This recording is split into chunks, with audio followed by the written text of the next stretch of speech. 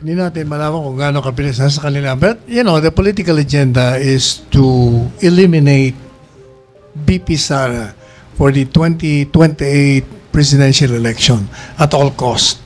Kung yan ang agenda mo, you have to either politically disable her or physically eliminate her. I think ang agenda namin dito is for accountability. The removal of the Vice President is only the outcome of the impeachment proceedings, and I think it's well within our rights as citizens to seek accountability when public funds are involved. Kung pera ng taong bayan yung nawawala o hindi ma-account o hindi tamang ginastos, I think may batayan naman tayo para maghanap ng proseso na pwedeng magkaroon ng accountability. And this is a chance also for the Vice President to air her side. Anong nangyari? No? It's a chance for her to explain before the impeachment court. Enzo Recto, kalaban ang katiwalian at kasinungalingan, kakampi sa katotohanan at kabutihan. Wala na naman sa hulog itong mga pinagsasabi ni Panelo, hinggil sa tunay daw na agenda ng mga kalaban nito. Ano po ba ang sinabi ni Panelo? Ayon po kasi kay Panelo, planado daw ito at ang plano daw ng mga nag-file nito ay para pabagsakin si Sara at hindi na ito makatakbo pa sa darating na halalan sa 2028 elections bilang isang presidente ng Pilipinas.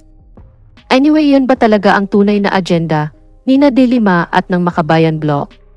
Pamumulitika lang ba ito?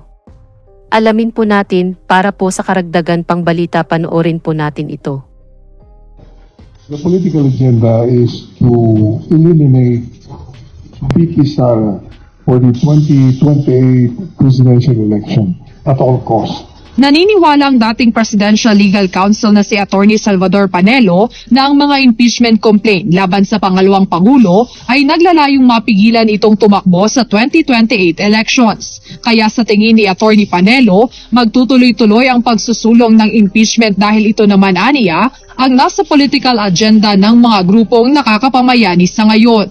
Hindi na rin umano siya nagulat nang mayroong maghain ng impeachment complaints laban kay Vice President Sara Duterte. Ano gusto natin unahin, sir? You want the process of the impeachment first? Kahit na alin. Okay. Unahin na natin, sir, yung since you think that the House will endorse it. Ang tanong ko dyan, sir, gano'ng kabilis? Hindi natin malaman kung gaano kabilis sa kanila. But, you know, the political agenda is to eliminate BP Sara for the 2028 presidential election at all cost. Kung yan ang agenda mo, you have to either politically disable her or physically eliminate her. Yung buhay niya mismo.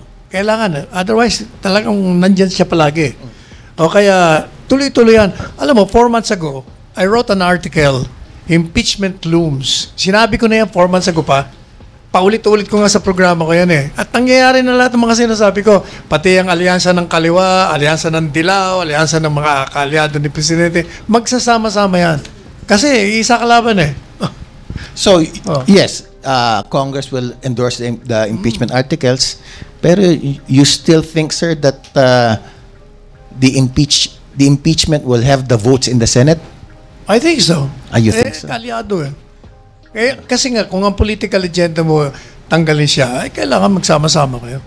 Yan mga kabunyog, narinig po natin ang paliwanag ni Panelo kung bakit gustong-gusto ng mga kalaban ni Sara na i-impeach ito at tuluyan ang tanggalin bilang isang vice-presidente.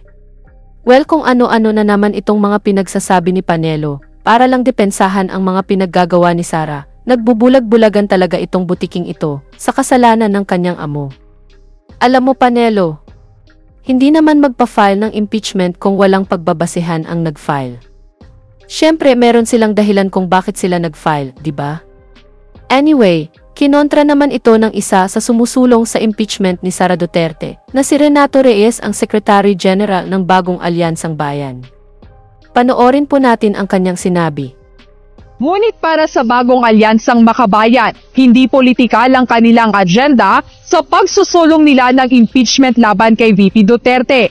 Ang habol umano nila ay mapanagot ang sa tingin nilang may kasalanan, lalo na nga kung may kinalaman na sa kaban ng bayan. Ikaw, Nato, would you agree with Sec Panelo that is the political agenda? Remove VP Sara para wala na siya sa 2028. I think ang agenda namin dito is for accountability. The removal of the Vice President is only the outcome of the impeachment proceedings, and I think it's well within our rights as citizens to seek accountability when public funds are involved. Kung pera ng taong bayan yung nawawala o hindi ma-account o hindi tamang ginastos, I think may batayan naman tayo para maghanap ng proseso na pwedeng magkaroon ng accountability. And this is a chance also for the Vice President to air her side. Anong nangyari, no? It's a chance for her to explain before the impeachment court. Yes, it is political.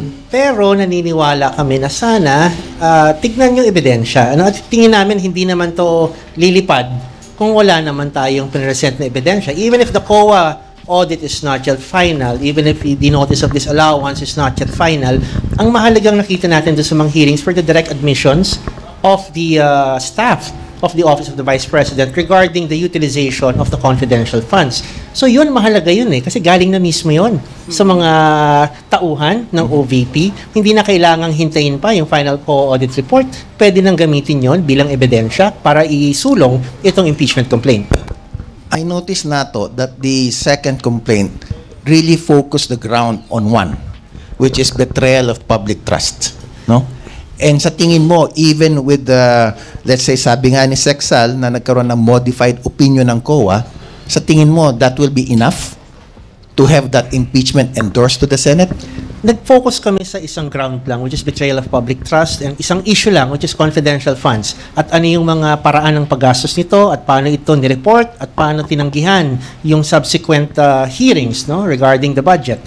Ang amin po dito, we wanted to make it simple, madaling maunawaan ng mga mambabatas at madali ding i-prosecute pagdating na sa actual trial. Kasi yung mga nakaraang impeachment complaints na pansin namin, pag napakadami mong nililista doon ng mga impeachable offenses at mga kasalanan, mahirap din Tatagal tayo. Ito naman, simpleng-simple lang yung issue So dapat, doon na tayo mag-focus. Wag na muna yung iba pang mga issue na hindi naman po kaugnayan doon sa confidential funds. Yan Panelo, narinig mo ang kanyang sinabi na ang tunay na hangarin lamang ng mga nagsulong nito ay dapat panagutin si Sara sa kanyang mga ginawa. Which is tama naman dahil dapat itong tanggalin bilang Vice Presidente. Dahil kung ito ay hindi matanggal sa pwesto, malamang sa malamang ay ulit pa ito at sigurado o ubusin nito ang pera ng bayan na dapat ang perang ito ay napupunta sa ating mamamayan, hindi sa bulsa ni Numan. Kaya yan ang tunay na agenda ng mga sumusulong nito Panelo. Once it for all alisin ang korap sa gobyerno. Para mapunta talaga sa ating mamamayan ang mga perang dapat sa kanila. Diba? Anyway, dito na lang po ang aking topic. Patuloy po natin ipanawagan ang pag-impeach kay Sara at mabuhay po tayo mga kabunyog. Bunyog, bunyog, halikan na kasama ka. Bunyog, kapag buklod ay may pag-asa.